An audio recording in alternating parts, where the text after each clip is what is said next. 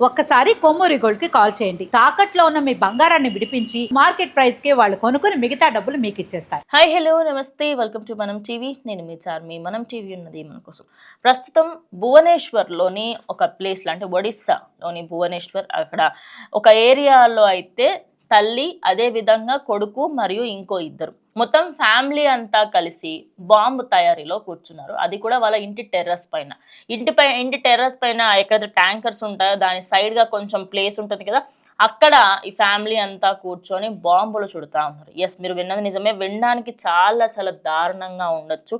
నేను ఖచ్చితంగా అవి విజువల్ చేయించే ప్రయత్నం చేశాను, కానీ యూట్యూబ్ గైడ్ లైన్స్ పరంగా కొన్ని బ్లర్ చేయాల్సిన అవసరం అయితే ఉంది. సో అక్కడ ఎంత దారుణంగా బాంబు పేలిందంటే, వాళ్ళు తయారీయే చేస్తున్నారు, తయారీ చేయడంలోనే కొంచెం మిస్టేక్ అవడంతో ఒక్కసారిగా బాంబ్ బ్లాస్ట్ అయింది.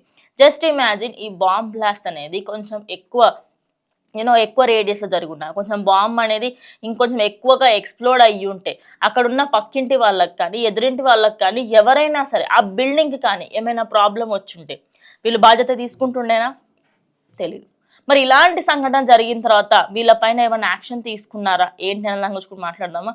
ప్రజెంట్ ఈ ఫ్యామిలీకి సంబంధించి నలుగురు పైన టెర్రస్ పైన అటు బాంబు చుడుతూ ఉండడము, అదేవిధంగా బాంబు తయారీలో ఉండగా ఒక్కసారిగా పేలడంతో దెన్ అక్కడున్న ఆ ఇద్దరు వ్యక్తులు మరణించడం జరిగింది.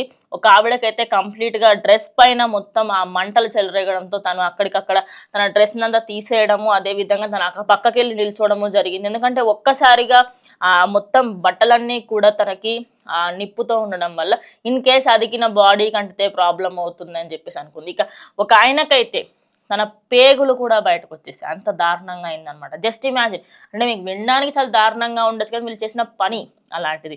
వీళ్ళు చేసిన దరిద్రమైన పనికి సంబంధించి వాళ్ళకి శిక్ష అనుభవించారు. మరి వీళ్ళొక క్రిమినల్ హిస్టరీ చూద్దామా? ఈ షెహ్నవాజ్ మలిక్, ఈయనకి 26 సంవత్సరాలు. ఈయన ఇప్పటికే దానికి సంబంధించి ఈయన మీద 27 కేసులు ఉన్నాయంట. ఎస్, మీరు విన్నది నిజమే. ఆయన పైన 21 కేసులు ఉండడం జరిగింది. అదేవిధంగా వాళ్ళ అమ్మ లిజాటుమ్ బీబీ 51 ఏళ్ళు, ఆమెకి చాలా ఇంజురీస్ జరిగాయంట. నేను చెప్పాను కదా, ఇట్లా మొత్తం తన డ్రెస్కి అంతా అంటడంతో చేతులు కాళ్ళు అదేవిధంగా మొత్తం మంటలు అయితే ఉన్నాయి.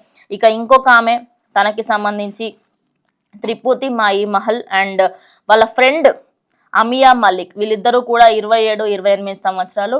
జనవరి 27న వీళ్ళిద్దరూ ఇలాంటి ఘటనలు దీనికన్నా ముందు కూడా ఎన్నోసార్లు చేశారు. కానీ ఈ వీడియో ఇప్పుడు సోషల్ మీడియాలో వైరల్గా మారి ఇక ట్విట్టర్ వేదికగా కూడా, ఎక్స్ వేదికగా, అంటే మనం ఇప్పుడు ట్విట్టర్ని ఎక్స్ వేదిక కూడా చాలా చాలా వైరల్గా మారింది.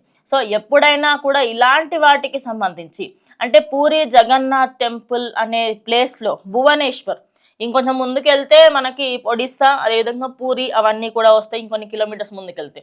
జస్ట్ ఇమాజిన్, పూరి జగన్నాథుడు ఉన్న ప్లేస్లో జగన్నాథ రథచక్రాలు వస్తున్నాయి అనేటువంటి గొప్ప మాటలు ఉన్నటువంటి ఆయన ప్లేస్లో మీరు బాంబులు చుట్టి మీరు అక్రమాలు చేసుకుంటూ ఉంటే క్షమిస్తాడని అనుకుంటున్నారా?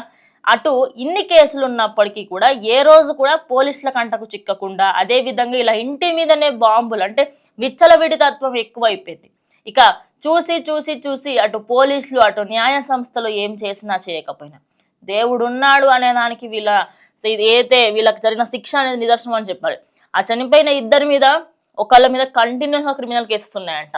వీళ్ళకి సంబంధించి ముందు కూడా ఎన్నోసార్లు జైళ్ళకు వెళ్ళి రావడము, అదేవిధంగా పోలీసులకు సంబంధించి తప్పించుకొని తిరగడము, ఇలాంటి చేష్టలన్నీ కూడా చేస్తున్నారు.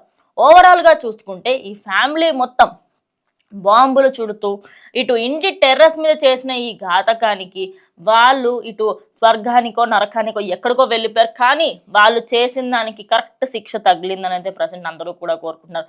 సో సోషల్ మీడియా వేదికగా చాలామంది అంటుంది ఏంటంటే, పూరి జగన్నాథుడు ఉన్న ప్లేస్లో మీరు ఏదైనా తప్పు చేస్తే ఆయన అటు జనాలు క్షమిస్తారేమో, అటు గవర్నమెంట్ క్షమిస్తుందేమో, ఆయన మాత్రం క్షమించడు అనేది అయితే ప్రజెంట్ చెప్పుకొస్తారు.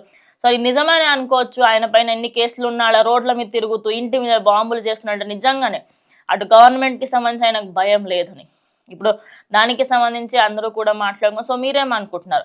ఈ వ్యక్తికి సంబంధించి ఫ్యామిలీలో ఇంకా ఇన్వెస్టిగేషన్ కొనసాగిస్తున్నారు. మీరు ఈ వ్యక్తులకు సంబంధించి, అదేవిధంగా వీళ్ళు చేస్తున్న ఈ ఘాతకానికి సంబంధించి ఏమైనా ఖచ్చితంగా కమెంట్ చేయండి. ఇది వాళ్ళ వీడియో. ఇంకా వీడియోతో మళ్ళీ కలుస్తాం. స్టే ట్యూన్డ్ టు మనం టీవీ.